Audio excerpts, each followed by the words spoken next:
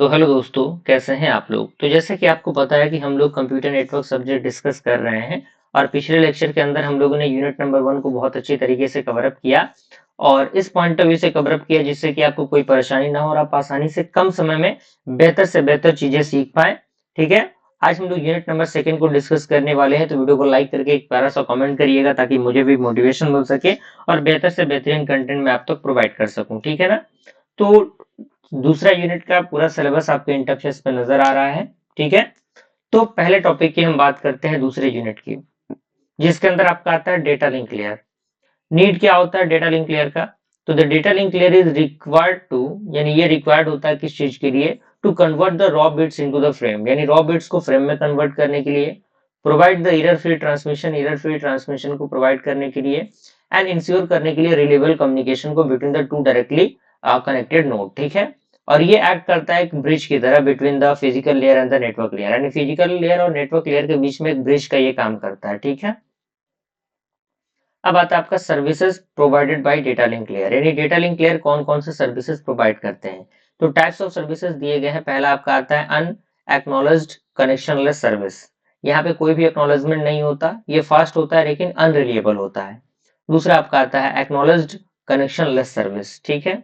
हर एक frame acknowledged होगा और ये रिलिएबल होगा। एक्नॉलेज्ड कनेक्शन ओरिएंटेड सर्विस, जो कि आपका connection setup before transmission, and transmission से पहले कनेक्शन का सेटअप होगा एंड ये क्या होगा, हाईली रिलिएबल होगा। अगला हमारा क्या आता है, फ्रेमिंग आता है। तो framing is the process of dividing the data into the frame for transmission, यानी फ्रेमिंग एक प्रोसेस है जिसके द्वारा हम डिवाइड करते हैं डेटा को किसमें, फ्रेम्स में, किसके लिए, ट्रांसमिशन के लिए। अब कुछ फ्रेमिंग टेक्निक्स दी गई हैं, जैसे कि आपका कैरेक्टर काउंट हो गया, पहले फील्ड इंडिकेट करना फ्रेम के लेंथ को।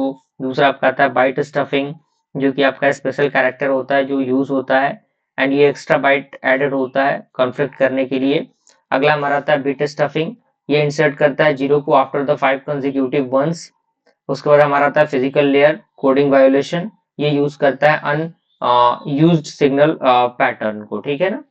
उसके बाद हमारा अगला है फ्लो कंट्रोल। डेफिनेशन दिया गया कि it ensure the sender does not overwhelm receiver, यानी ये सेंडर को क्या करता है, इंश्योर करता है कि ये ओवरवेल्म नहीं करता रिसीवर को। ठीक है। टेक्निक की बात करें तो इसके अंदर स्टॉप एंड वेट प्रोटोकॉल आता है, जिसमें कह रहा है कि send one frame wait for acknowledgement, यानी एक फ्रेम सेंड होगा और जब तक ये एक्नॉलेजमेंट उधर से नहीं मिल जाती तब तक चीजों का इंतजार करेगा वो। ठीक है। दूसरा आपका आता है स्लाइडिंग विंडो प्रोटोकॉल। तो multiple frame send before acknowledgement, यानी एक्नॉलेजमेंट से पहले मल्टीपल फ्रेम्स जो है वो सेंड किए जाते हैं। ठीक है। अगला हमारा आता है एरर कंट्रोल। पर्पस की बात करें तो it detect and correct errors during transmission, यानी ये डिटेक्ट करता है और करेक्ट करता है एरर को ट्रांसमिशन के दौरान। अगर हम टाइप्स की बात करें तो error detection and error correction आता है। तो डिटेक्शन में आपका parity check, checksum, RCR, that means cyclic redundancy check, and error correction में आपका क्या आता है, रिट्रांसमिशन आता है। क्लियर है। अब अगला हमारा है डेटा लिंक लेयर प्रोटोकॉल। तो सबसे पहले आपका आता है एलिमेंट्री प्रोटोकॉल। ये सिंपलेस्ट प्रोटोकॉल होता है जिसमें one way communication and no error control, यहाँ पे कोई भी एरर कंट्रोल नहीं होता। दूसरा हमारा आता है स्टॉप एंड वेट प्रोटोकॉल। ये वेट होता है for the acknowledgement before sending the next frame, यानी नेक्स्ट फ्रेम को सेंड करने से पहले। दूसरा हमारा क्या आता है भाई, दूसरा हमारा आता है स्लाइडिंग विंडो प्रोटोकॉल। तो स्लाइडिंग विंडो प्रोटोकॉल में आपका one bit sliding window protocol आता है, जो यूज करता है एक बिट सीक्वेंस नंबर को, जिसमें कि 01 आता है, 0 को या फिर 1 को यूज कर सकता है। और इसको हम लोग स्टॉप एंड वेट ARQ भी कहते हैं। ठीक है। एंड ये प्रिवेंट करता है डुप्लीकेट फ्रेम को। दूसरा हमारा आता है go back and protocol. Sender can send multiple frames, यानी जो सेंडर है वो मल्टीपल फ्रेम्स को सेंड कर सकते हैं। यदि एरर मिलेगा तो ये रिट्रांसमिट करेगा from the error frame onward. Okay. Features किसकी बात करें तो ये एफिशिएंट होता है, यूज कम्युलेटिव एक्नॉलेजमेंट। ठीक है। डिसएडवांटेज ये कि ये वेस्ट होता है, बैंडविड्थ का ये वेस्टेज करता है। ठीक है। ओके। अगला हमारा आता है सेलेक्टिव रिपीट प्रोटोकॉल। वर्किंग इसका दिया हुआ है only इरोनस frames are transmitted retransmitted, यानी केवल इरोनमस जो आपके फ्रेम्स होंगे वो रिट्रांसमिट होंगे। एडवांटेज ये कि इफिशिएंट बैंडविड्थ ये यूज करता है। ठीक है। डिसएडवांटेज ये कि कॉम्प्लेक्स इंप्लीमेंटेशन होता है इसका और ये रिक्वायर करता है काफी ज्यादा मेमोरी को। अगर हम कंपैरिजन की बात करें तो go back and selective repeat protocol आता है इसका कंपैरिजन के बीच में। तो इसके अंदर सारे फ्रेम्स आते हैं, यहाँ पे केवल एरर फ्रेम्स आते हैं। इसका एफिशिएंसी लो होता है, इसका हाई होता है, कॉम्प्लेक्सिटी इसकी सिंपल एंड इसकी कॉम्प्लेक्स होती है। हाइब्रिड ARQ की बात करें तो बेसिकली ये कॉम्बिनेशन होता है फॉरवर्ड एरर करेक्शन और ARQ का। टाइप की बात करें तो type 1 hybrid ARQ, type 2 hybrid ARQ। Clear है। अगला हमारा आता है प्रोटोकॉल वेरिफिकेशन। तो फाइनल स्टेट मशीन इसके अंदर आता है। तो ये आपका कह रहा है कि model that represented protocol behaviour using, यानी जो मॉडल जो रिप्रेजेंटेड करता है प्रोटोकॉल के बिहेवियर को किसके द्वारा, स्टेट, ट्रांजिशंस एंड इवेंट के द्वारा। अगर हम कंपोनेंट्स की बात करें तो initial state, final state and input output. ठीक है, तो ये चीजें होती हैं। उसके बाद हमारा आता है पेट्री नेट मॉडल। तो डेफिनेशन की बात करें तो ये ग्राफिकल टूल होता है for the modelling the concurrent system. अगर हम इसके कंपोनेंट की बात करें तो प्लेसेस जो कि सर्कल होते हैं, ट्रांसमिशन ट्रांजिशन जो कि रेक्टेंगुलर होते हैं, टोकन जो कि डेटा फ्लो होता है। अगर हम एडवांटेज की बात करें तो ये हैंडल करता है पैरेलल प्रोसेसेस को। ये यूजफुल होता है फॉर द डेडलॉक डिटेक्शन को के लिए। ठीक है। अब हमारा आता है ARP, RARP and GARP।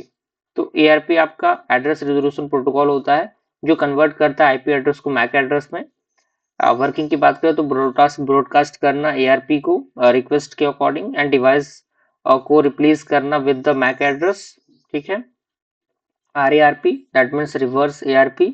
Function की बात करें तो ये मैक एड्रेस को आईपी एड्रेस में कन्वर्ट करता है। It is use for the diskless diskless work station, यानी डिस्कलेक्स वर्क स्टेशन के लिए यूज होता है। उसके बाद हमारा आता है GARP that means the gratitude gratuitous ARP। ठीक है। फंक्शन की बात करें तो device send ARP request for its own IP, यानी जो डिवाइस है वो सेंड करता है ARP रिक्वेस्ट को अपने खुद के आईपी के लिए। ठीक है। ये यूज होता है for updating the ARP and the detecting the IP conflict. अब यहाँ पे शॉर्ट टर्म में एग्जांपल आपके सामने कुछ दिया गया इस चैप्टर का जो कि आपको पता होना चाहिए। DLL आपका क्या होता है, framing flow plus error control का कॉम्बिनेशन होता है। Sliding window multiple frame transmission, go back N जो कि आपका retransmit all after error, selective repeat is equal to retransmit only error frame. ARP आपका आईपी को मैक में, और RP आपका क्या करता है, वो मैक को आईपी में, और GARP क्या करता है, खुद ब खुद चीजों को चेक करता है। तो इस तरीके से हमने क्या किया, यूनिट नंबर सेकंड को भी कंप्लीट किया। बस इसी तरीके से अपने सपोर्ट और प्यार को बनाए रखिएगा फ्रेंड्स। जल्दी मिलते हैं अगले यूनिट के साथ, तब तक के लिए थैंक यू।